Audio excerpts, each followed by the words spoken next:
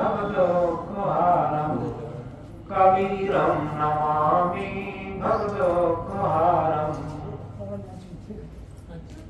मोद मंगल में संत समाज, देवी और देवताओं, भारत की कर्णधार पीढ़ी बच्चों, अभी काफी देर से संतों के, भक्तों के, माताओं के भजन सुनने को मिल रहे। यथार्थ में हमारा जीवन जागृत नहीं रह पाता। जितने भी संत गुरुजन आए वो जीवन को जगाने के लिए आए।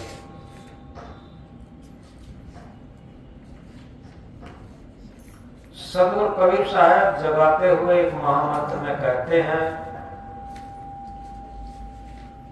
जिन जिन संभल ना कियो असपुर पाटन पाए, झाल परे दिन आठ वे संभल कियो न जाए। जिन जिन लोगों ने ऐसा अमूल्य मानव जीवन पाने के बाद भी संभल कहते हैं सहारे को। जिस तरीके से कोई तीर्थ में जाता है तो संभल के रूप में भोजन है, पैसा टका है, धन दौलत है, जो आवश्यक आवश्यकताएं हैं उसकी व्यवस्था करके ले जाता, उसे संभल कहते हैं। तो सदगुरु जगाते हैं, जिन जिन संभल ना कियो असपुर पाटन पाट। पुर कहते हैं शरीर को और पाटन कहते हैं ऐसे अमूल्य मानव जीवन को। ऐसा अमूल्य मानव जीवन पाने के बाद जिन जिन लोगों ने ऐसा संभल इकट्ठा नहीं किया,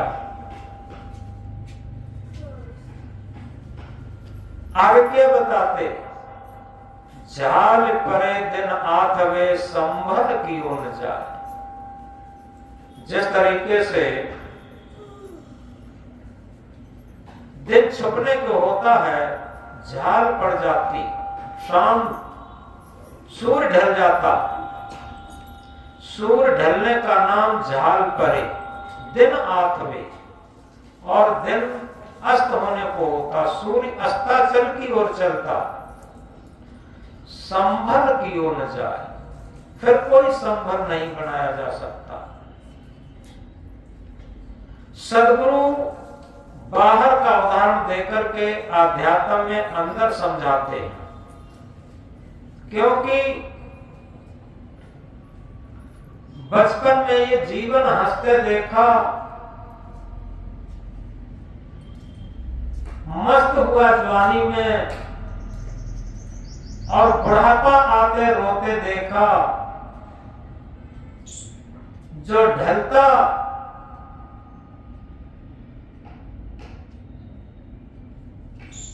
ढलते ढलते शाम जवानी देखी, रात में कहानी खत्म हुई।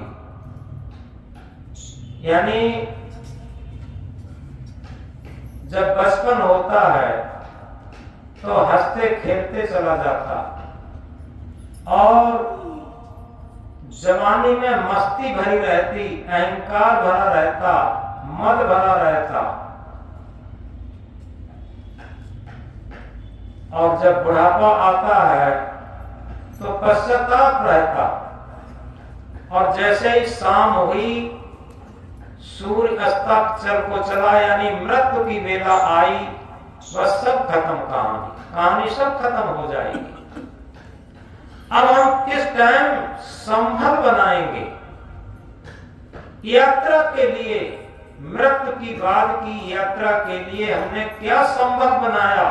हम बहुत बड़े योग्य रहे, बहुत बड़े पद पर रहे, बहुत बड़े प्रतिष्ठा में रहे, बहुत मान सम्मान में रहे, लेकिन याद करके देखें जिस अनंत की यात्रा में हमें जाना है, इस शरीर छोड़ के जाना है, जो कुछ जखीरा यहाँ इकट्ठा किया है सब कुछ छोड़ करके जाना है, उसके लिए हमने क्या संबंध बनाया।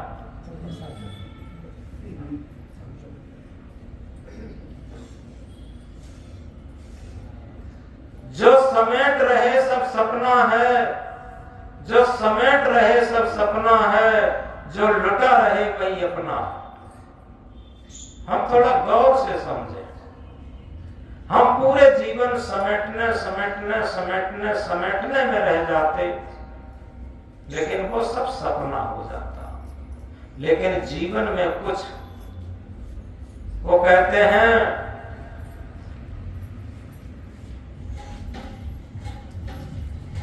अगर हमने जीवन को प्राप्त किया, मानव जीवन को प्राप्त किया है, तो रामायण की चौपाई क्या कहती है? परहित सरस धर्म नहीं भाई, पर पीड़ा सम नहीं अदमाई। परहित के समान दुनिया में कोई धर्म नहीं, और पर पीड़ा के समान दुनिया में कोई अधर्म नहीं। आखिर हमने ऐसी कुछ कमाई की है जिसमें परमार्थ किया हो, परहित किया हो। क्योंकि मैथिली शरणगुप्त की भाषा में अगर कहें, वही मनुष्य है जो कि मनुष्य के लिए मरे, वही मनुष्य है जो कि मनुष्य के लिए मरे, यह पशु प्रवृत्ति है जो कि आप ही चले। जो अपने स्वार्थ के लिए जिए, अपने स्वार्थ के लिए मरे, ऐसे बड़े बड़े राजा महाराजे लोग आए और केवल अहंकार में चले गए।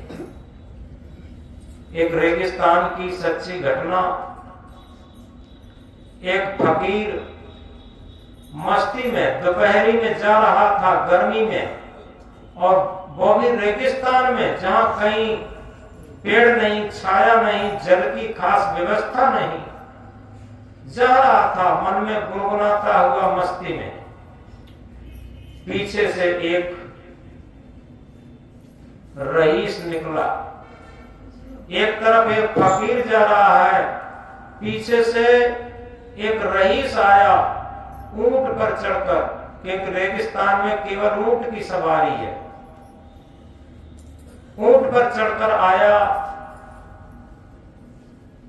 और उसके साथ एक नौकर भी था पीछे, वो छतरी लगाए था जिससे रईस को कहीं धूप न लग जाए, और एक हाथ से पंखा झल रहा था कहीं गर्मी न लग जाए, पसीना न निकल जाए।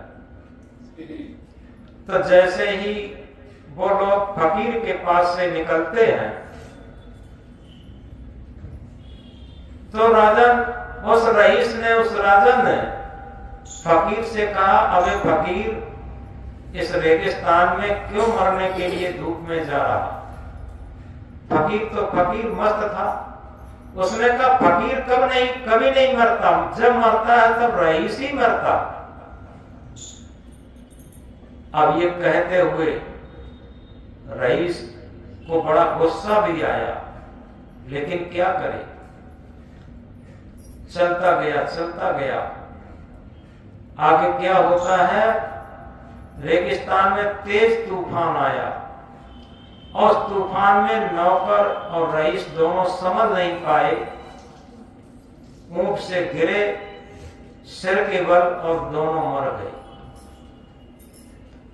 धीरे धीरे चलते हुए फकीर जब वहां तक पहुंचा जहां पर रईस और उसका नौकर दोनों मरे पड़े थे, तो देखा तो एकदम बहुत दुखी हुआ फकीर। दुखी हुआ और ये कहा कि अगर इनको अहंकार ना होता आज, तो इनकी बेमौत नहीं होती। अहंकार हमेशा बेमौत मारता है।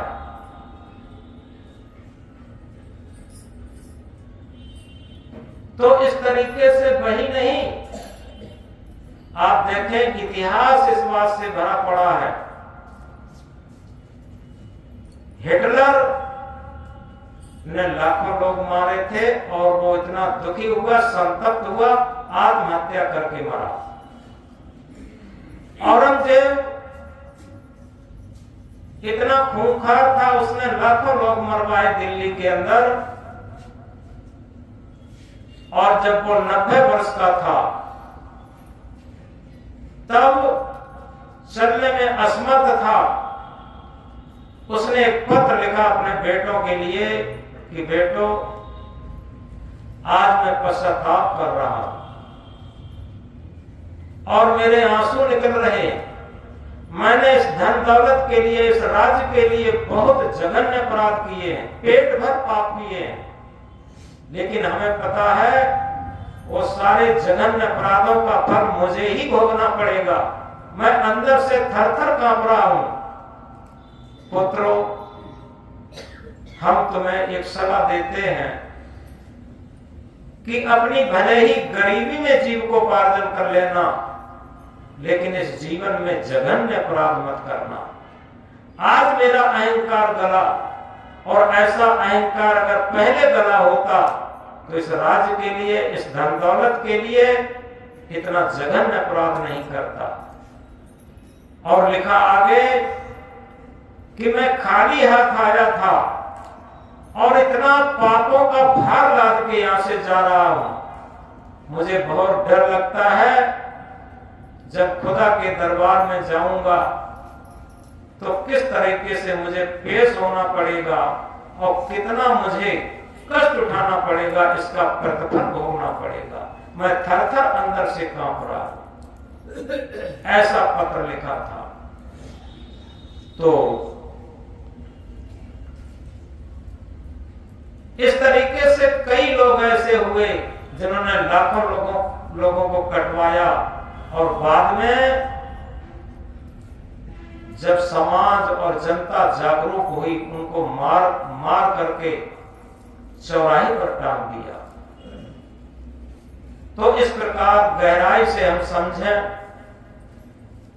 अहंकार की आग में दहित सकल संसार, या से बाचे संत जन केवल शांति आधार। संत का मतलब ये नहीं है कि ड्रेस पहन ली संत हो गए। शांति का आधार भी होना चाहिए। केवल दुनिया में शांति का आधार है, और शांति का आधार क्या है? जो आत्मा ही हमारी शांत रूप है, जो सत्य आत्मा है, उसका आधार लेकर के जो जीवन में चलता है, वही इस अहंकार की आग से, धधकती आग से बच सकता है। अन्यथा तो मन इंद्रियों की गुलामी में केवल अहंकार ही जगता है।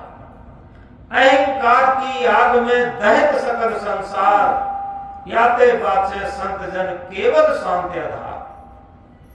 केवल शांति का आधार लेकर ही बच सकते हैं, और वो शांति का आधार है सत्य चेतना, सत्य आत्मा का आधार लेकर ही बच सकते हैं, और इसके अलावा कोई आधार नहीं है।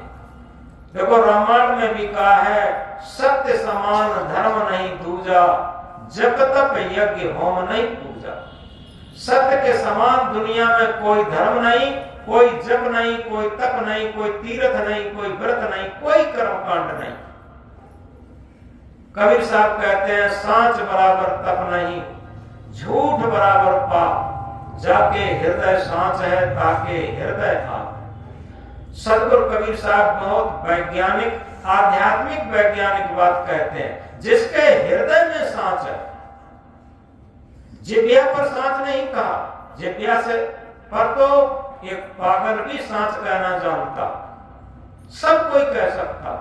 इस साखी को भी सब कह सकते, इस चौपाई को भी सब कह सकते, लेकिन यथार्थ में जिसके हृदय से सत्य का उद्घाटन हो गया, जिसका हृदय सत्य के लिए समर्पित हो गया, जिसके हृदय से सत्य का प्रकाश, सत्य की आवाज गूंजने लगी,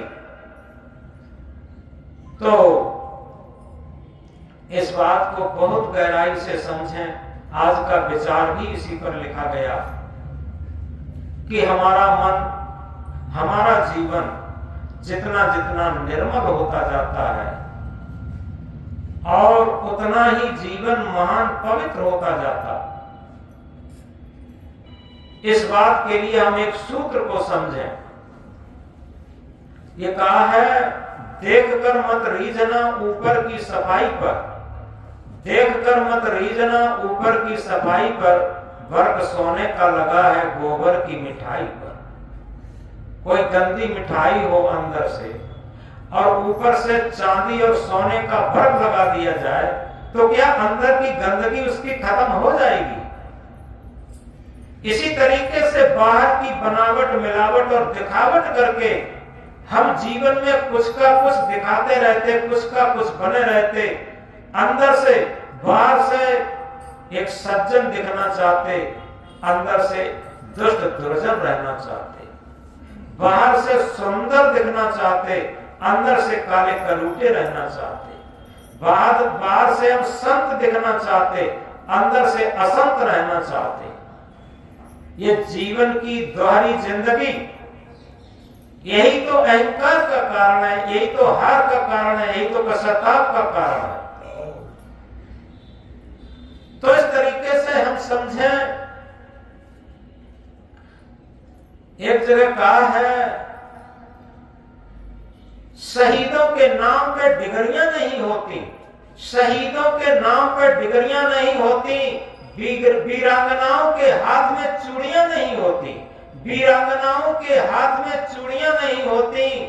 हमें उस रजिस्टर पर हाजिरी लगाना है, हमें उस रजिस्टर पर हाजिरी लगाना है, क्योंकि मौत के दफ्तर में छुट्टियां नहीं होती, मौत के दफ्तर में छुट्टियां नहीं होती। हम किस अहंकार में भूले, किस गरूर में भूले हैं? याद रखें, क्योंकि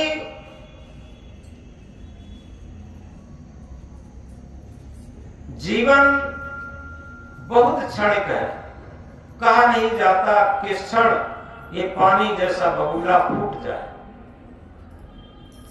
और हमें क्या लगता है, महाभारत में एक कथा आती है, उसमें प्रश्न तो यक्ष ने बहुत किए थे, युधिष्ठिर ने उत्तर भी दिए थे।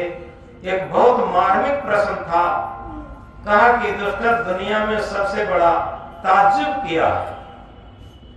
तो युधिष्ठिर ने कहा, दुनिया में सबसे बड़ा ताज्जुब यह है कि कोई हमारी आंखों के सामने जब मर जाता है तो हमें लगता है कि वो मर गया, हम नहीं मरेंगे। ये दुनिया में सबसे बड़ा ताज्जुब है। सब किसी को ऐसा ही लगता,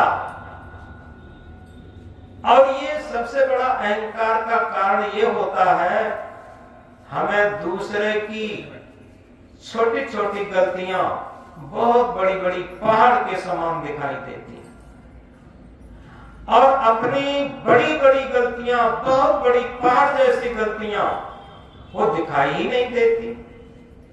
ये सबसे बड़ा अहंकार का सूत्र होता। जब हमें छोटी सी छोटी अपनी गलती दिखाई देने लगे, छोटी सी छोटी अपनी गलती दिखाई देने लगे और दूसरों की अच्छाई दिखाई देने लगे, तो समझो हमारे अंदर हृदय में विवेक जग गया, हृदय में सत्य जग गया, हृदय में भक्ति जग गई। जब हमारे हृदय में विवेक का प्रकाश प्रस्फुटित होता है तो अंदर का हमें दिखाई देने लगता। अभी तो हम बाहर का देख रहे, सब परेशान है। कल एक सज्जन आए थे, थोड़ी देर बैठे, बार बार कहते थे कि महाराज लोग समझते ही नहीं, लोग सुधरते ही नहीं। तो हमने उनसे कहा, देखो ये बात सबसे गलत है। लोग समझते ही नहीं, लोग सुधरते ही नहीं।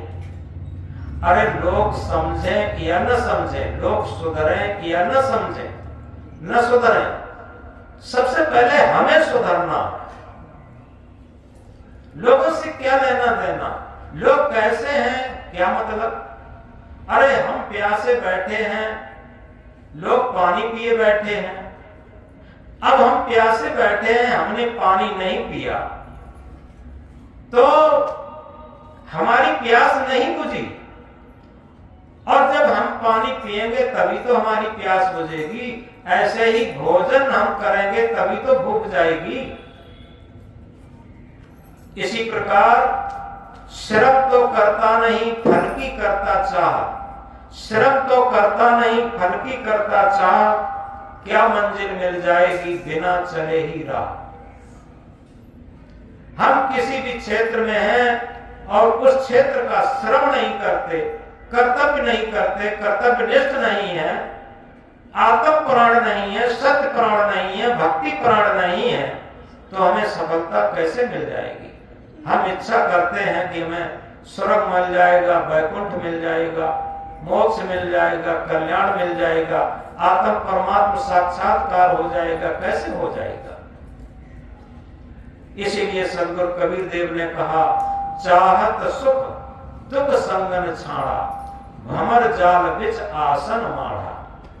चाहते तो सभी सुख हैं, लेकिन दुख का साथ नहीं छोड़ रहे।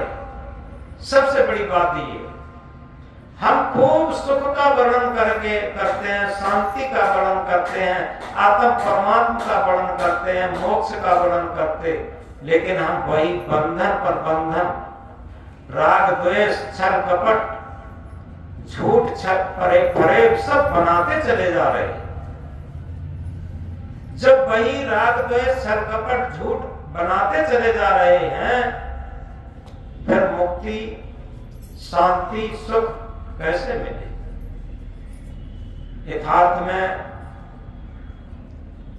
सूत्र है, जहां सेवा वहां त्याग है, जहां त्याग वहां प्रेम, निर्मल अंतःकरण जहां वहां शांति सुख चैन।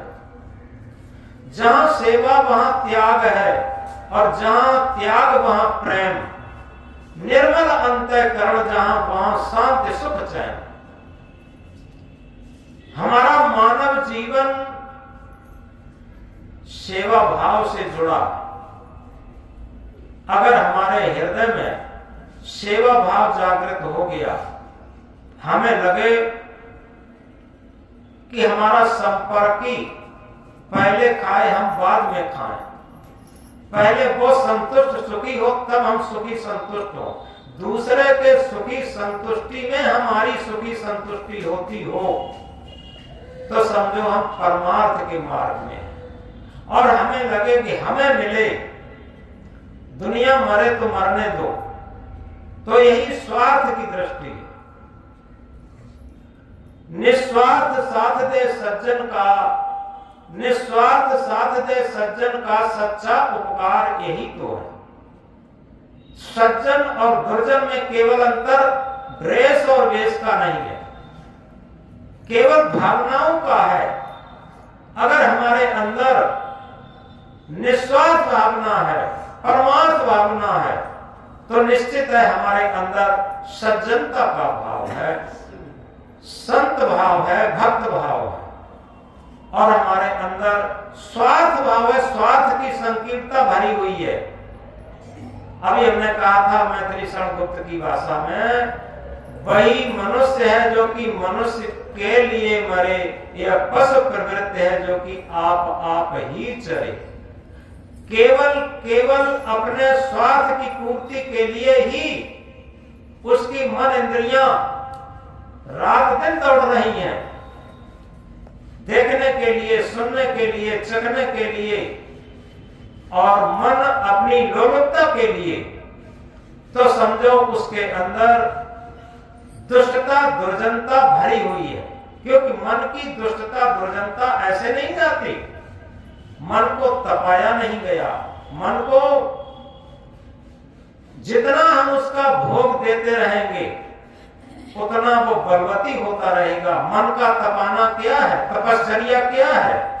तपश्चर्या केवल शरीर को तपाना नहीं है, मन को तपाना है। हम बाहर से शरीर को कितना भी तपाते रहें, कुछ नहीं होगा। लेकिन जिस दिन से मन को तपाना शुरू कर दें, मन को तपाने का आशय है, जितना भी मन चंचल था, मन चोर था, सदगुरु कबीर देव क्या कहते हैं, ईमन चंचल ईमन चोर ईमन सुध ठगहार, मन मन करते सुर नर मुनि जहणे मन के लक्ष्य द्वार। सुर नर मुनि देवता ये सब लोग मन के जाल में उलझ करके मर गए, क्योंकि मन के लाखों द्वार हैं। और इसीलिए सदगुरु कबीर साहब इंकलाब करके कहते हैं, मन के मते न चालिए, मन के मते अनेक, एक ही महासूत्र है और कुछ नहीं।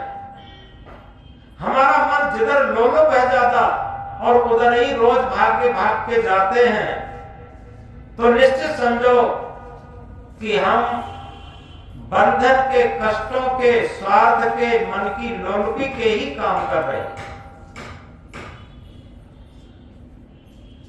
और मन के आगे सदगुरु क्या बताते, मन के मते न चालिए, मन के मते अनेक, जो मन पर असवार है सो साधु कोई।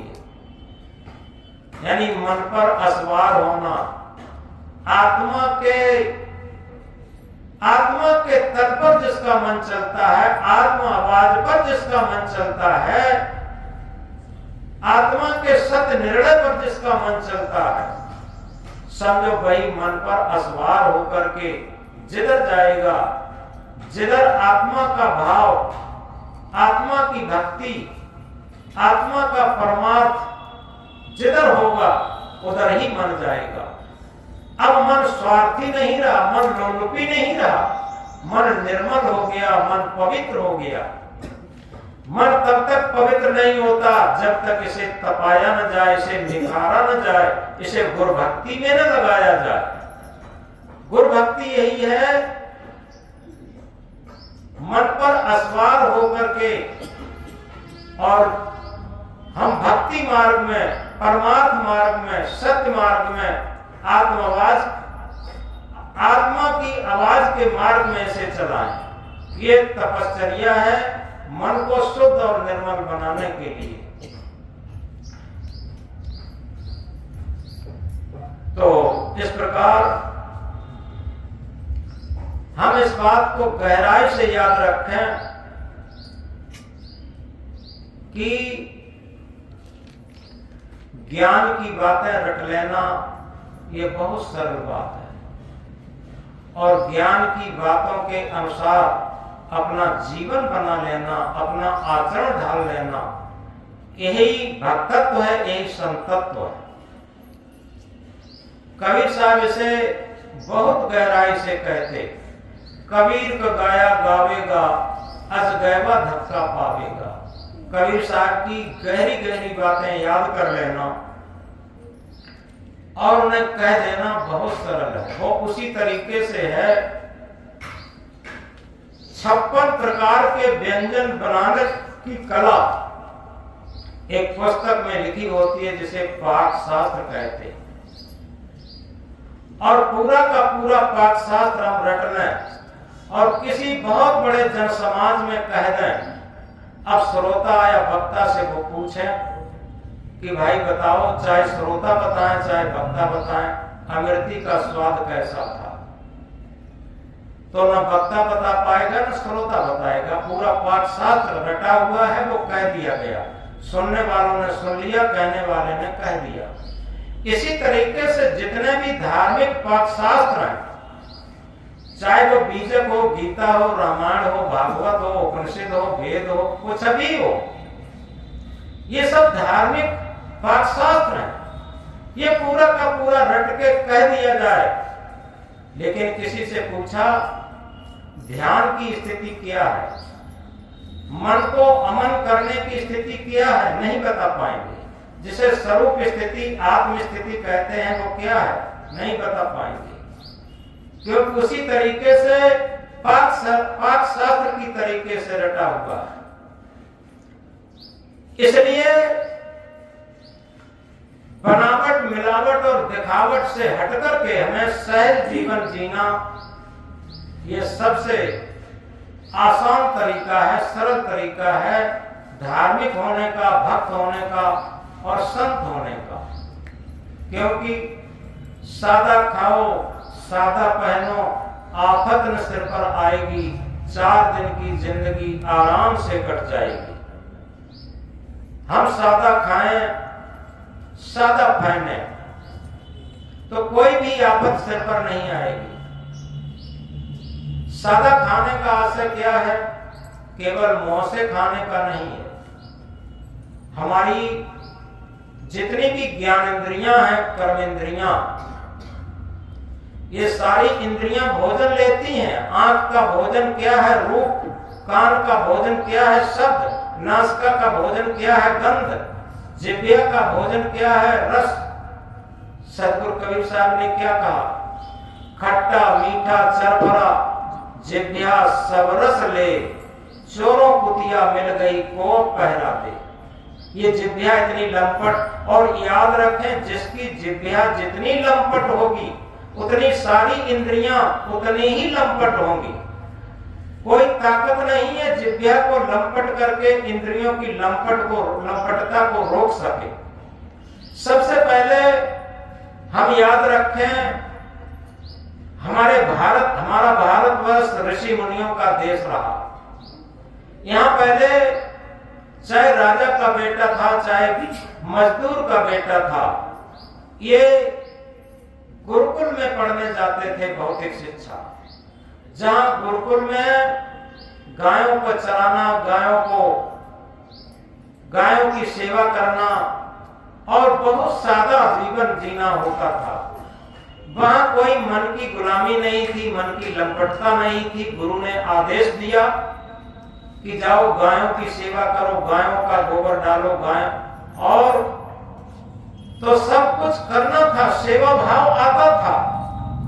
और गुरुकुल का पढ़ा हुआ विद्यार्थी, क्योंकि वहां भौतिक शिक्षा और आध्यात्मिक शिक्षा दोनों शिक्षाएं दी जाती थी। वहां भौतिक शिक्षा भी दी जाती थी और आध्यात्मिक शिक्षा भी दी जाती थी। इसी तरीके से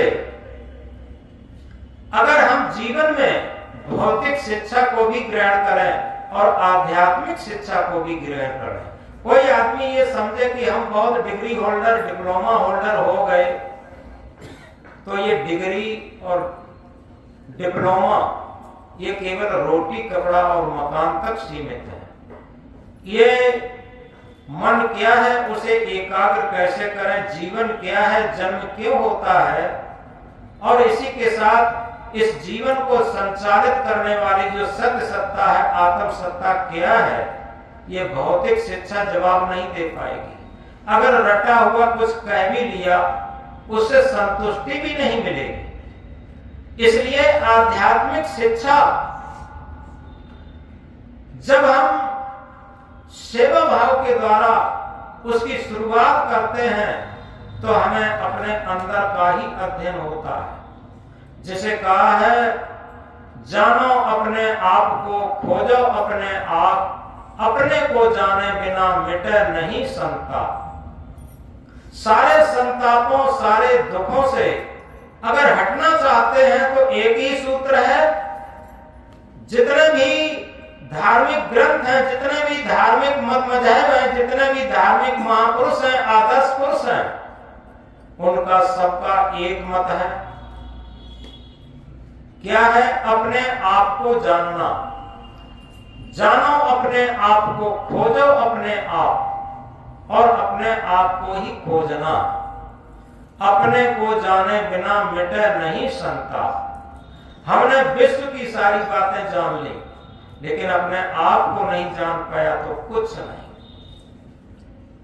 एक हमें बहुत पुरानी एक देहाती उदाहरण याद आता है। जब ये रेडियो ट्रांजिस्टर चले थे तो एक गांव में जहां बम्बा की खेती थी, तो एक लड़के का पिता गेहूं की भराई कर रहा था बम्बा के किनारे। उसका बेटा गया वो रेडियो लेकर के, नया नया रेडियो चला था, तो उस टाइम समाचार आ रहे थे, दिल्ली के, बंबई के, हर जगह के समाचार आ रहे थे, क्योंकि समाचार आते हैं तो हर जगह के सुनाए जाते हैं।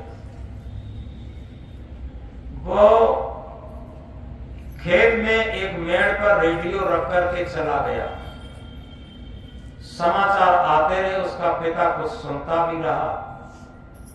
थोड़ी देर में जहां पर भराई कर रहा था, जिस पैर में, जिस बिया में, वहां पानी आना बंद हो गया। वो फावड़ा लेकर के गया और जहां रेडियो रखा था उसी थोड़ी दूर पर पानी सब कट चुका था, सब पानी कहीं बह रहा था, उस तरफ पानी जा ही नहीं रहा था। वो गुस्सा में आया और उसने रेडियो में एक फावड़ा लगाया कि बहुत ज्ञानी बनता है, कलकत्ता, बंबई, दिल्ली की बातें बता रहा, ये नहीं बता पाया कि पानी यहाँ कट रहा कि हम बंद कर दें आकर के, पानी सब कट गया, ये नहीं बता पाया। बड़ा अच्छा उदाहरण है समझने के लिए।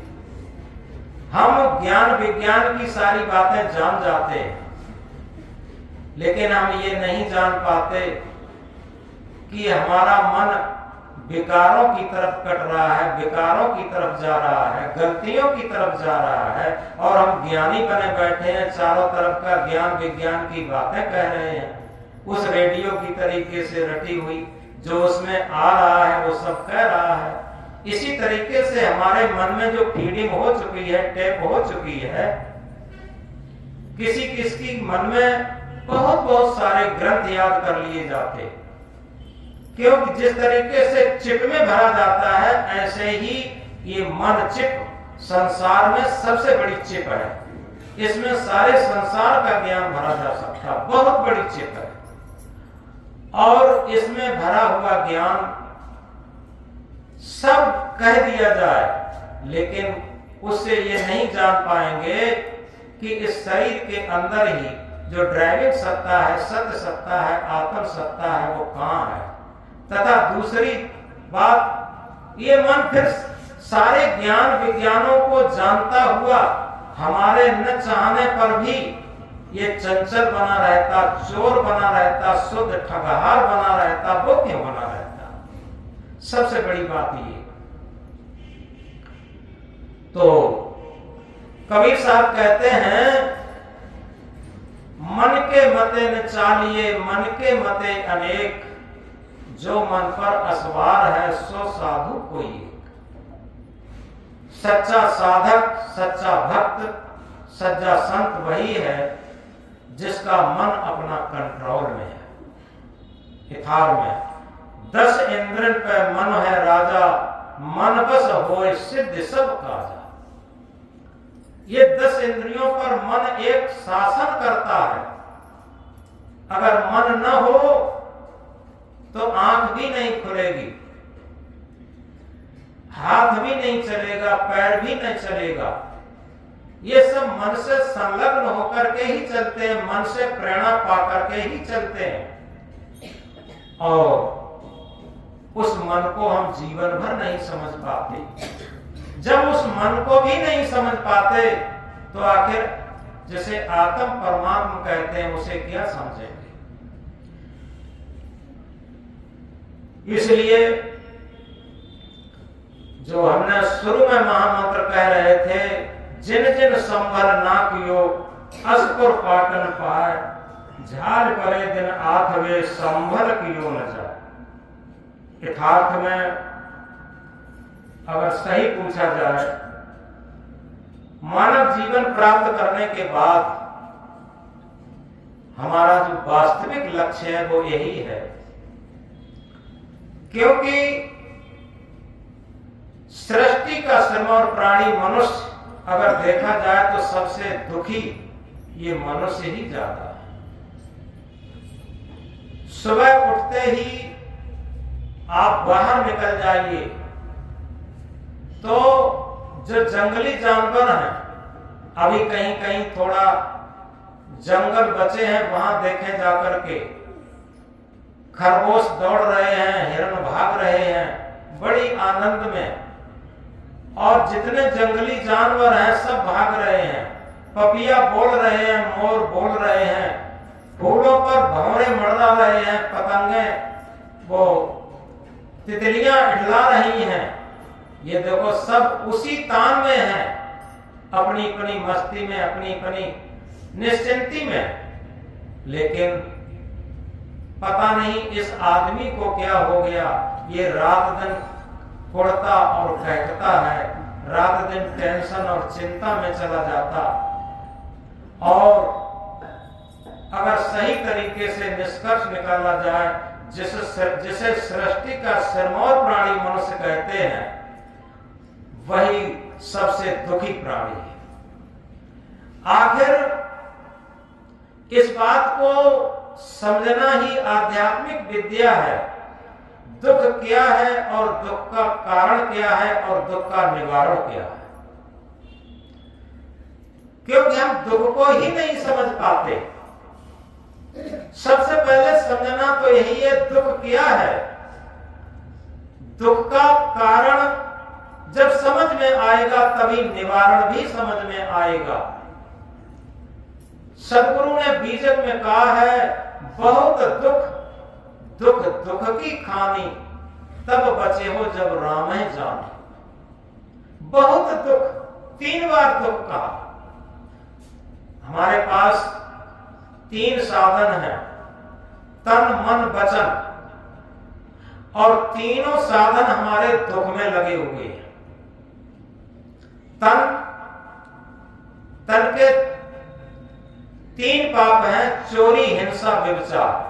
जब तक हम चोरी हिंसा व्यभिचार करते रहेंगे दुख से नहीं छूटेंगे। मन से 4 पाप हैं, छल ईर्षा मान कपट। अगर छल ईर्षा मान कपट करते रहेंगे दुख से नहीं छूटेंगे। और वचन से 3 पाप हैं, गाली निंदा झूठ। हम गाली निंदा झूठ का सहारा लेकर चलेंगे दुख से कभी नहीं छूटेंगे। कबीर साहब ने 3 बार दुख कहा, और इसे दूसरे शब्दों में कहें, 10 दोषी करण तन मन वचन, गुरु इन्हें समझाते हैं, जो नहीं इनका त्याग करे सो अंत समय पछताते। हमारे तन मन और वचन से 10 दोष होते हैं, और इन 10 दोषों को जब तक हम त्याग नहीं करेंगे तब तक हम दुख से नहीं बच सकते। तो हम कह रहे थे दुख क्या है, हमारे ये तन मन वचन के दोष ही दुख हैं। अगर ये बात समझ में आ गई, इन दोषों को त्यागने के लिए हमने कमर कस ली, तो निश्चित है हम दुख को समझ करके उसका निवारण करना शुरू कर दिए। तो इसलिए दुख क्या है और दुख का कारण क्या है और दुख का निवारण क्या है, इन 3 चीजों को अगर हमने समझ लिया तो समझो हमारा दुख से सुख की, हमारी दुख से सुख की ओर यात्रा हो गई, हमारी बंधन से मुक्ति की ओर यात्रा हो गई, हमारी भौतिक से आध्यात्म की तरफ यात्रा हो गई, हमारी बंधन से मुक्ति की तरफ यात्रा हो गई, हमारी अशांत से शांति की तरफ यात्रा हो गई। जब हम अशांति को समझ लेते हैं तो अशांति को छोड़ने के लिए भी तैयार हो जाते हैं, लेकिन हम अशांति को समझते ही नहीं कि आखिर ये अशांति आ कहां से रही, दुख आ कहां से रहा, ये टेंशन आ कहां से रहा, क्योंकि हमारे अंदर इतनी सजगता नहीं, सावधानी नहीं। और इसीलिए कबीर साहब ने कहा, संतो घर में झगड़ा भारी, रात दिवस मिल उठ ढावे, 5 ढोटा एक नारी, संतो घर में झगड़ा भारी। यानी हमारे घर में ही, इस शरीर रूपी घर में ही झगड़ा पड़ा है। 5 ढोटा एक नारी, नारी क्या है, वासना, और इसके 5 बेटा हैं, क्या, काम क्रोध लोभ मोह अहंकार। ये आपस में सब रोज लड़ रहे हैं और अपनो अपनो भोजन चाहे पांचों अधिक स्वादी, कोई काल को हटा न माने पांचों अधिक स्वादी, यानी कोई किसी का कहा नहीं मानता। तो इस तरीके से सदगुरु कबीर साहब बाहर का उदाहरण देकर के अपने अंदर की बात समझाते हैं और यही इसी को आध्यात्म कहते हैं। आध्यात्म का अर्थ यही है कि आत्मा के तल पर जो भी सत्य की खोज होती है उसे हम आध्यात्म कहते हैं। मन की गुलामी में जिया हुआ जीवन, इंद्रियों की गुलामी में जिया हुआ जीवन, ये भौतिक जीवन है। इसीलिए कहा भौतिक जीवन के साथ साथ आध्यात्म को भी लेता चल, आध्यात्म को भी लेता चल, जड़ विषयों से हट करके चेतन स्वरूप में रमता चल। भौतिक जीवन के साथ साथ हम आध्यात्म जीवन को भी लेकर के चलें। हम याद रखें सुबह से शाम तक भौतिक जीवन तो जीते हैं, क्या आध्यात्म जीवन भी जीते हैं? और आध्यात्म में भी भौतिक जीवन चला जाता। जिसे हम आध्यात्म कहते हैं वो आध्यात्म नहीं रह पाता, वो भी भौतिक हो जाता। कब?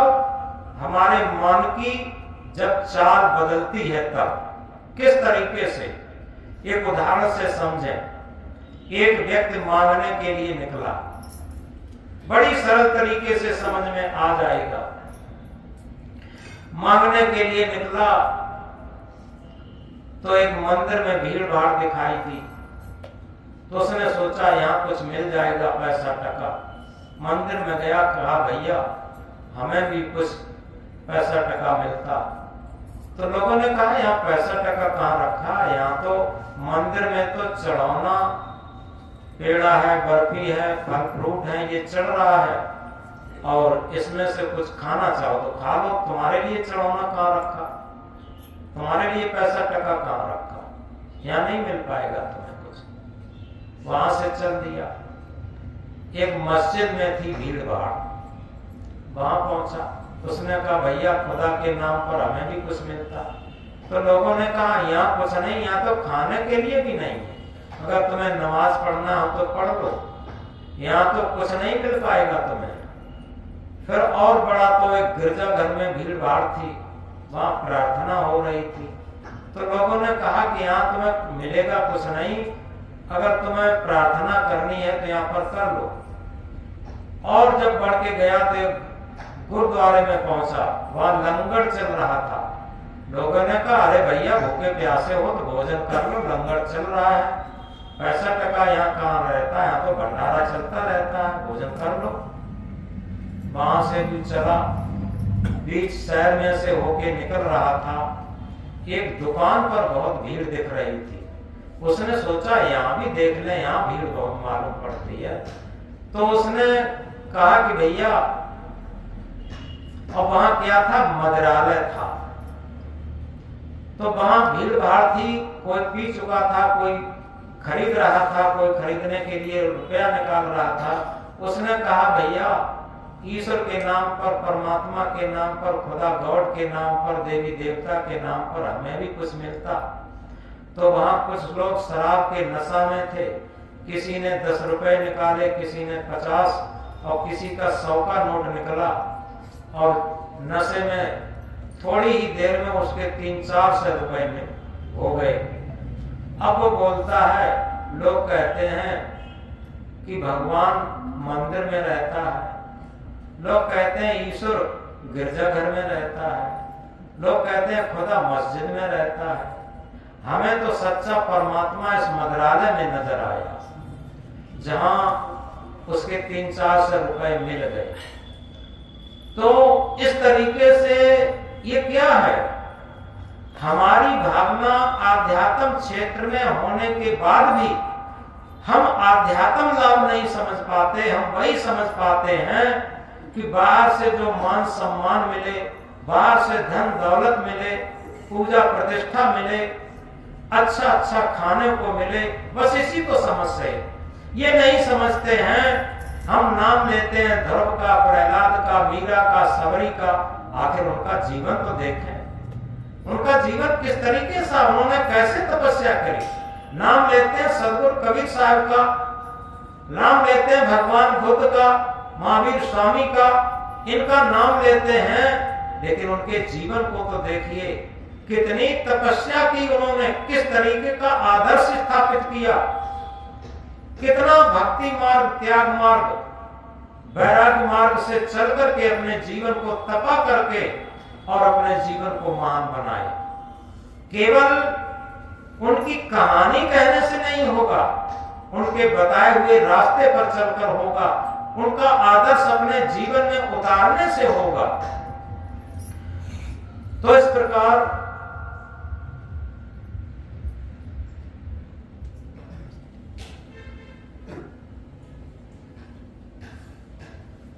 जो हमने आज का विचार लिखा है बहुत सुंदर है। हम अपने सच्चे धन को पहचाने, जो हमारा वर्तमान का भी जीवन सुखी शांत रह सके और हमारे साथ शुभ संस्कारों की पूंजी जा सके। इस बात को गहराई से समझें। जैसे कोई आदमी बिल्कुल मृत्यु के सन्निकट है और बहुत पैसे वाला रहा है, अब वो विचार करे उस टाइम, जैसे अभी हमने औरंगजेब का उदाहरण दिया, कई राजाओं का, सिकंदर जैसा सम्राट, सिकंदर उदय से अंत तक राज्य था।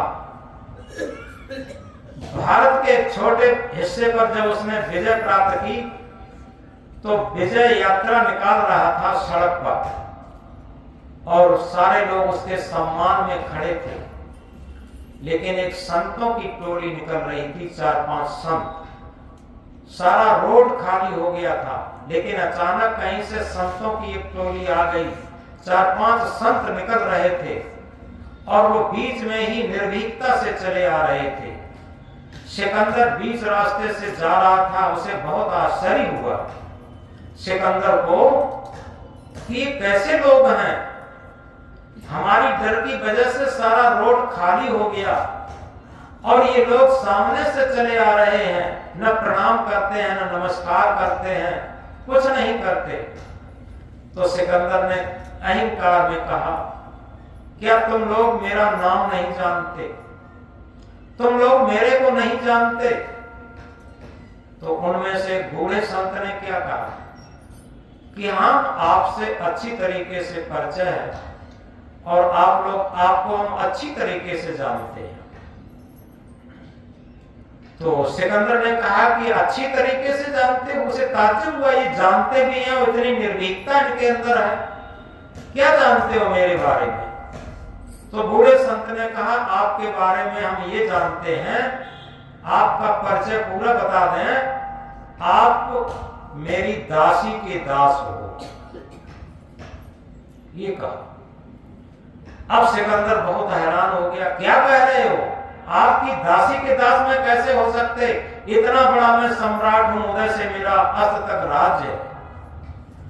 उन्होंने कहा, महाराज समझिए, आप मेरी दासी के ही दास हैं। मेरी दासी है तृष्णा, मेरी दासी तृष्णा है, तृष्णा को मैंने अपनी दासी बना लिया है और उस तृष्णा के आप दास हैं। क्योंकि जिसके अंदर तृष्णा नहीं होती वो कभी भी किसी राज्य पर चढ़ाई नहीं करता और किसी के रोटी रोजी नहीं छीनता, किसी के हक को नहीं छीनता। आप मेरी तृष्णा, जो मेरी दासी है, उसी के दास हैं, उसके गुलाम हैं। अगर गुलाम न होते तो इतना हत्या नहीं करते, दूसरे की रोजी रोटी नहीं छीनते फिरते, क्योंकि तुम्हें अपनी रोजी रोटी से संतुष्ट रहना चाहिए। इतनी निर्भीक जब बात सुनी तो राजा सिकंदर नतमस्तक हो गया और वहीं से भारत में उसने युद्ध छोड़ दिया और उसे बहुत बड़ी जागृति मिली। तो यथार्थ में ये बात गहराई से समझें तृष्णा है कि डाकिनी की जीवन को काल और निस्दिन चाहे जीवन कर्त बेहाल। ये तृष्णा डाकिनी हमारे जीवन को बेहाल कर देती और की चाह करके। गरीब वो नहीं है जिसके पास धन दौलत कम है, गरीब वो है जिसकी और की धन की चाह बढ़ती चली जा रही है। क्योंकि ये कहा है हविस की हविस इंसान को हैवान बना देती है, हविस की हविस इंसान को हैवान बना देती है, हविस की चोट इंसान को इंसान बना देती है। अगर हविस से बचे जीवन भर तो इंसान को भगवान बना देती है। इस तृष्णा डाकिनी से, इस हविस से अगर हम बच के रहें तो निश्चित है यही इंसान भगवान के रूप में हो जाता है। जिसे हम आदर्श मानते हैं, जिसे अपना इष्ट मानते हैं, वही तो हुआ। वो इस हविस से विजय पाकर के इसके चक्कर में नहीं पड़े। तो आज का सत्संग यहीं पर समाप्त होता है। हमने एक महामंत्र कहा था, जिन जिन संभल ना कियो असपुर पाटन पाए, झाल परे दिन आठ वे संभल कियो न जाए। जिन जिन लोगों ने मृत्यु के बाद के लिए ऐसा कोई संबंध नहीं बनाया, ऐसा कोई धन नहीं बनाया जो हमारे साथ जा सके। क्योंकि संग चले सोई धन है प्यारे, छूट जाए सोई माया, कर ले कमाई ऐसी जो साथ जा सके। संग जाना वाला ही सच्चा धन है। हमारे शुद्ध संस्कारों की पूंजी वही एक ऐसा सच्चा धन होता है जो हमारे मरने के बाद भी साथ जाता है।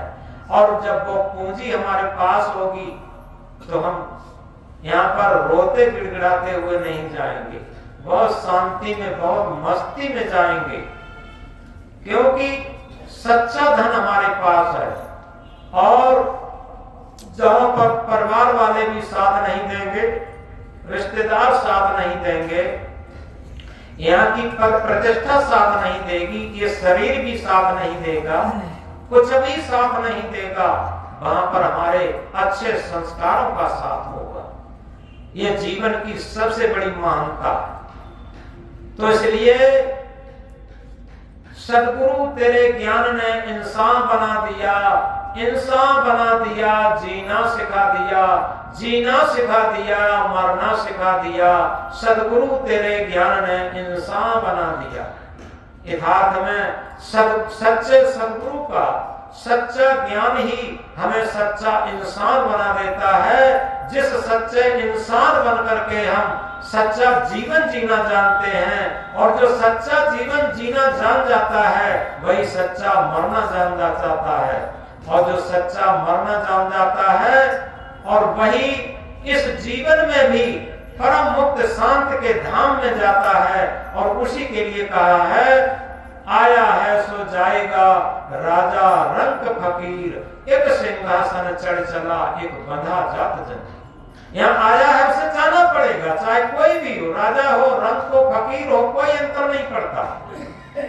लेकिन सबसे बड़ा अंतर है, एक सिंहासन चढ़ चला, एक उसी शुभ संस्कारों के सिंहासन पर बैठ के जाएगा, भक्ति के सिंहासन पर बैठ के जाएगा, शांति के सिंहासन पर बैठ के जाएगा, और एक वासना की कड़ी जंजीर और हथकड़ी बेड़ी में बंध के जाएगा। ये अंतर होगा। हम कैसे जाना चाहते हैं ये मेरे ऊपर है।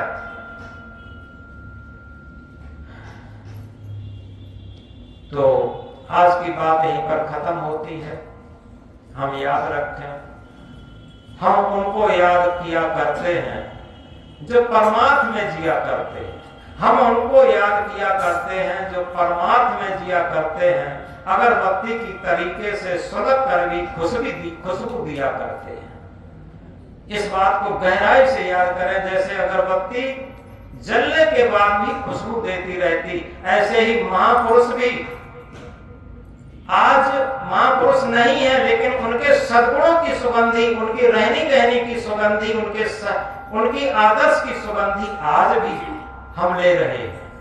इसलिए इस महामंत्र को हम गहराई से याद करें कि हम उनको याद किया करते हैं जो परमार्थ में जिया करते हैं, हम उनको याद करते हैं जो परहित में जिया करते हैं, अगरबत्ती की तरीके से सुलग करके भी सुगंधी दिया करते हैं। बोलो सदगुरु कबीर साहब की जय।